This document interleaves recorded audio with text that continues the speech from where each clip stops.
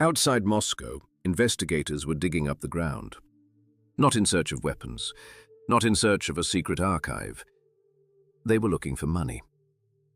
A shovel sank into the wet earth. Men in grey coats stood nearby, and somewhere very close, under the fence, glass jars were supposed to be buried. Inside them, not pickles, not jam, not family letters. Inside them, gold, coins, jewels, money that officially, in the Soviet Union, was not supposed to exist. Because this was a country without millionaires. That was what the ideology said. But in basements, workshops, storerooms, on the outskirts of cities, near factories and markets, another country existed. A country of shortages, connections, hiding places, bribes, fear, and big money. There, blouses were sewn, wool was obtained, agreements were made with shopkeepers, gold was hidden in the ground, and everyone understood. If the system ever decided to show its power, money would not save you. This story is not about Jews creating the shadow economy. That would be a lie and a dangerous myth. The underground manufacturers came from many nationalities, in many republics, in many cities. But among the most famous cases were Jewish names: Shaya Shakerman, Boris Roifman, Yan Rokotov, Vladislav Fibyshenko. And it is through their fates that we can see how the Soviet system first created shortages itself, then tolerated ways around them, and then turned individual people into public targets. If stories like this matter to you not only as criminal chronicles, but as part of the memory of Soviet Jews, leave a like and subscribe to the channel. Here, Jewish history is told not through myths, but through documents, human lives, and difficult questions. To understand the underground manufacturers, we must first see an ordinary Soviet day. A queue for shoes, a queue for fabric, a queue for a decent coat. A woman holds a string bag in her hand and does not know what goods will appear in the store today. A man asks an acquaintance, "Maybe you can get it." At home, people whisper, "There's someone who can help." Shortage was not some random household inconvenience. The planned economy knew how to count tons of steel, coal, machines, and tanks. But it often failed to hear the ordinary person who needed a normal shirt, comfortable shoes, a beautiful blouse for his wife, or a present for his child. The state said, the private entrepreneur is the enemy of socialism.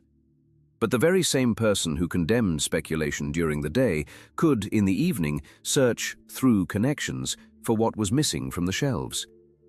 Economist Gregory Grossman later called this the second economy: production and exchange for private gain, often in violation of the law. It was not a minor deviation, it was an entire shadow standing beside official Soviet life.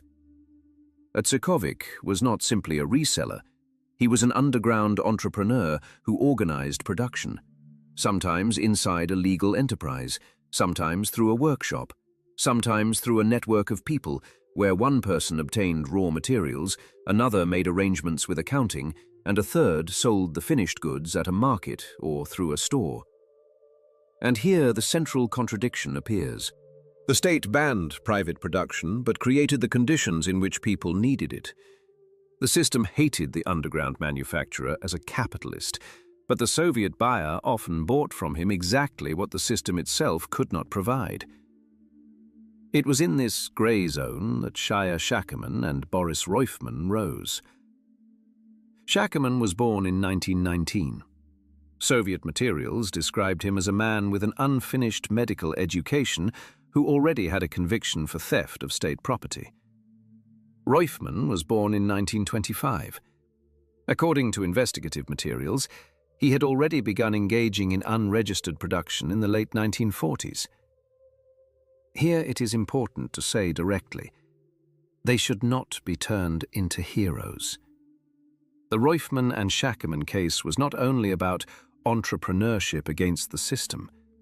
Investigative materials described bribes, deception of customers, the use of vulnerable people, and work in harsh conditions. This is not a story of romantic Robin Hoods, but neither is it a story of Jewish greed, as anti-Semitic propaganda would try to present it. It is the story of specific people, specific crimes, and a specific system. A system that banned the market, kneaded it, fed corruption, and then punished people as if it wanted to wash away its own hypocrisy with blood. According to the investigation, in 1957, Roifman organized the production of unregistered goods in a knitting workshop belonging to the Society of the Deaf in Kalinin, today's Tver. Later, he ended up in Moscow, in the workshops of the psychoneurological dispensary of the Krasnopresnensky district. There, where official labor therapy was supposed to exist, an underground knitting machine began to operate. Imagine that basement. Electric light, rows of machines, wool, dust, tired faces. Someone cuts, someone sews, someone counts. Upstairs, Soviet slogans about labor and honesty. Downstairs, another kind of labor, unregistered, hidden, dangerous. Investigative materials claim that Roifman and Shakerman, through bribes, acquired dozens of knitting machines, obtained wool and raw materials, and pulled warehouse workers, accountants, salespeople, and employees of other enterprises into the scheme. According to these records, hundreds of tons of wool were processed in the underground workshop. Finished blouses, scarves, and jumpers were sent to retail points near markets and train stations. This was an economy where everything rested not on law, but on fear and mutual benefit. One person was paid to close his eyes, another to let the goods pass, a third not to notice the extra wool, a fourth to warn them in time. And the money truly became enormous. By the time the Soviet monetary reform of 1961 took place, such people were already millionaires. But a million in a country without private capital was not freedom. It was a burden. You could not put it in a bank and live calmly. You could not explain it to a neighbor. You could not pass it on to your children as an honestly earned business. That is how hiding places appear.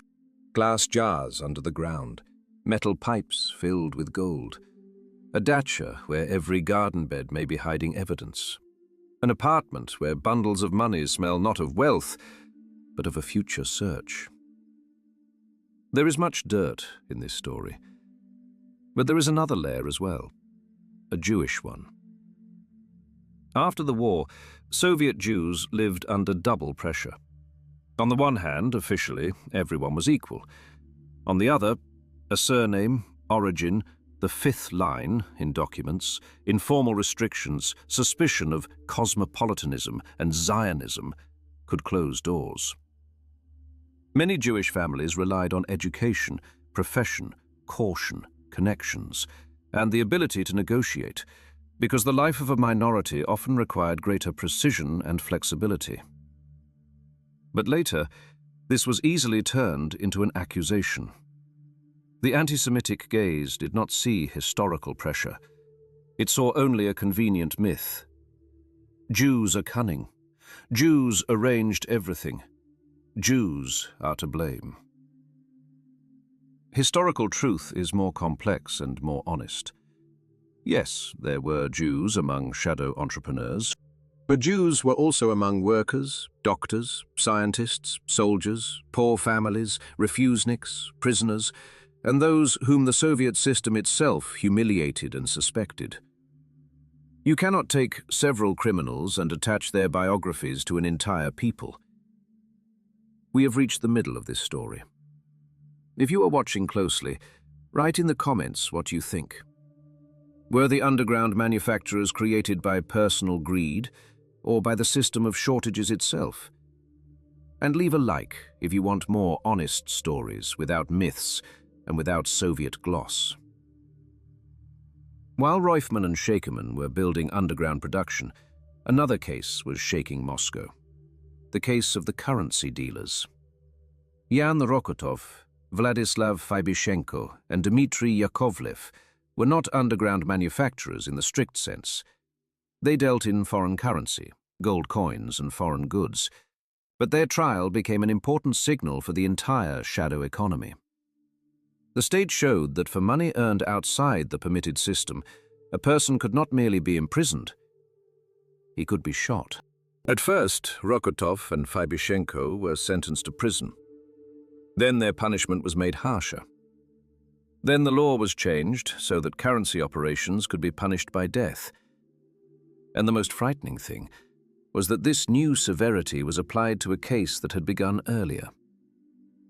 For lawyers, this was a blow to the very principle of law. A law should not work retroactively. But in show trials, law often retreats before political command. Rokotov and Fabyshenko were executed. Later, Yakovlev was executed as well. Their fate became a warning. The thaw may speak of legality, but if the authorities decide to arrange a public punishment, a person becomes material for a lesson. After that, major economic cases began to be viewed differently. Underground production could be classified not merely as private enterprise, but as theft of socialist property on an especially large scale. And that could already mean the highest measure of punishment. Thus, the case of the underground manufacturers stopped being only economic. It became political theatre. In this theatre, the state needed to show a villain, not the shortage, not the plan that failed to hear demand, not the official who took bribes, not the system where everything was solved through getting things. It needed a person with a name, a face, a hiding place, and gold. Shakerman fit. Roifman fit. Their crimes were real, but the punishment became part of a broader campaign. They were not only judging people, they were judging the very possibility of private wealth in a state where wealth officially belonged only to the people, but in reality was often distributed through the nomenclatura, connections, and access to closed privileges. There was a cruel irony in this. Some people hid gold underground and went before the firing squad. Others received special food rations, dachas, special distribution stores, sanatoriums, and remained respected builders of socialism. The Soviet system hated the private millionaire not because there were no privileges in it. It hated him because he showed that behind the facade of equality, a market had long existed, only without law, without protection, without honest rules. And also because he revealed the weakness of the state. In a country where the plan was supposed to foresee everything, women still wanted beautiful clothes. In a country where trade was supposed to be honest and state-run, sellers still sold left-side goods.